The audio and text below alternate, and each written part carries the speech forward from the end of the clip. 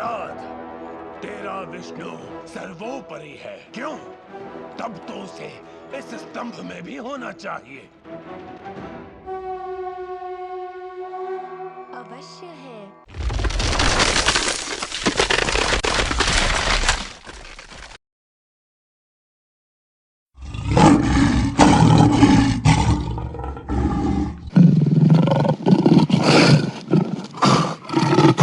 क्या आपने कभी उस दहाड़ते सी मुख वाले देवता के बारे में सोचा है जो भयानक शक्ति और अड़िग करुणा का संगम है? बात है सतयुग की, जब अधर्म, अन्याय और अत्याचार अपने अंतिम चरम में था।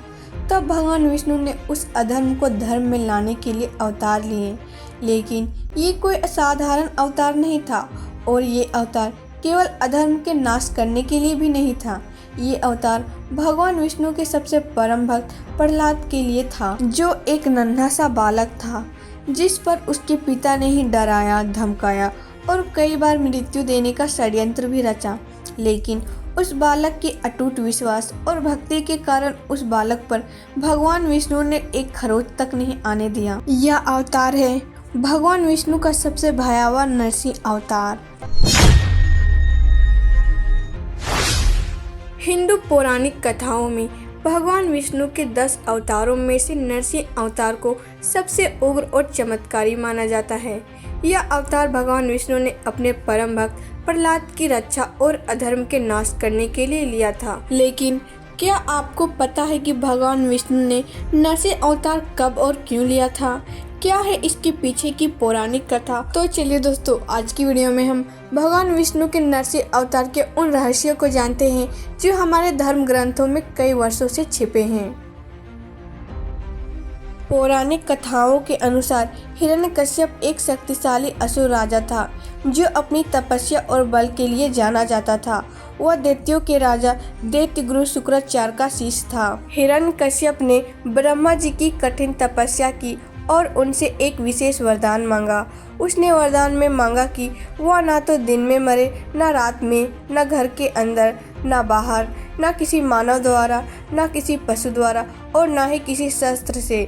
ब्रह्मा जी ने उसे वरदान दे दिया, जिसके बाद हिरण्यकश्यप लगभग अजय हो गया। इस वरदान ने हिरण्यकश्यप को अहंकारी और क्रूर बना दिया।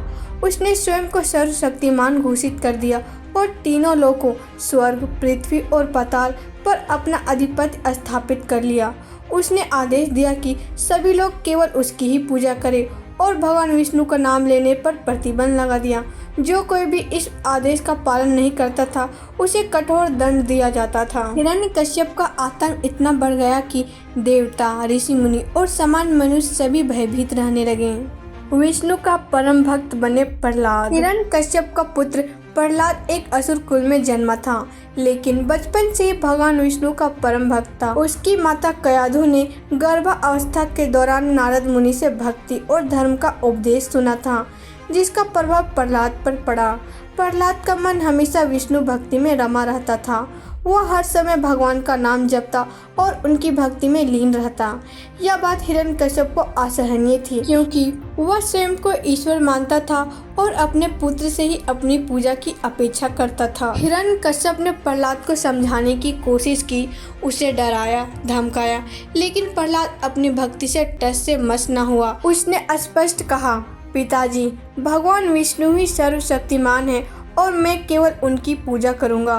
प्रहलाद की यह दृढ़ता हिरण्यकश्यप के क्रोध को और भड़काने लगी। हिरण्यकश्यप ने प्रहलाद को उनकी भक्ति से विमुख करने के लिए अनेक क्रूर उपाय किए। उसने प्रहलाद को सर्पों के बीच फेंकवाकर, पहाड़ से नीचे फेंककर अग्नि में जलाने का प्रयास करके दंडित किया, किंतु हर बार भगवान विष्णु ने अपने भक्त की रक्षा की। प्रहलाद की भक्ति इतनी प्रबल थी कि कोई भी अस्त्र शस्त्र या विपत्ति उसका कुछ भी नहीं बिगाड़ सकी। हिरण्यकश्यप की बहन होलिका, जिसे अग्नि से न जलने का वरदान प्राप्त था, ने प्रहलाद को गोद में लेकर अग्नि में बैठने की योजना बनाई, किंतु ईश्वर की कृपा से होलिका जल गई और प्रहलाद सुरक्षित रहे। इस घटना को आज भी होली के पर्व में मनाया जाता है, जो भक्ति और सत्य की विजय का प्रतीक है। हिरण्यकश्यप की क्रूरता और प्रहलाद की दृढ़ भक्ति को देखकर भगवान विष्णु ने नरसिंह अवतार लिया। यह अवतार ना तो पूर्ण मानव था और ना ही पूर्ण पशु, बल्कि आधा मानव और आधा सिंह का रूप था। एक दिन जब हिरण्यकश्यप ने क्रोध में आकर प्रहलाद से पूछा, तुम्हारा विष्णु कहाँ है? क्या वह इस खम्भे में भी है? प्रहलाद ने शांतिपूर्वक जवाब दिया, हाँ, मेरे प्रभु सर्वत्र हैं, इस खम्भे में भी हैं। हिरण्यकश्यप ने क्रोध में आकर खम्भे पर प्रहार किया और उसी क्षण भगवान विष्णु नरसिंह रूप में प्रकट हुए। उनका रूप भयानक था। शेर का सिर, मानव का धड़ और क्रोध से जलती हुई धधकती आंखें। यह घटना गोधली बेला में घटी, जो ना दिन थी और ना रात। नरसिंह ने हिरण्यकश्यप को गोद में लिया और महल के द्वार पर बैठ गए, जो ना तो अंदर था और ना ही बाहर। फिर उन्होंने अपने नाखूनों से हिरण्यकश्यप का वध कर दिया, जो हथियार नहीं थे। इस तरह भगवान विष्णु ने हिरण्यकश्यप के वरदान की भी सभी शर्तों को पूरा करते हुए उसका अंत कर दिया। तो दोस्तों, ऐसे हुआ था हिरण्यकश्यप का अंत। तो दोस्तों, अगर आपको वीडियो पसंद आए तो वीडियो को लाइक कर चैनल को सब्सक्राइब कर दीजिएगा, ताकि हम ऐसे ही इंटरेस्टिंग वीडियो आपको बता सकें।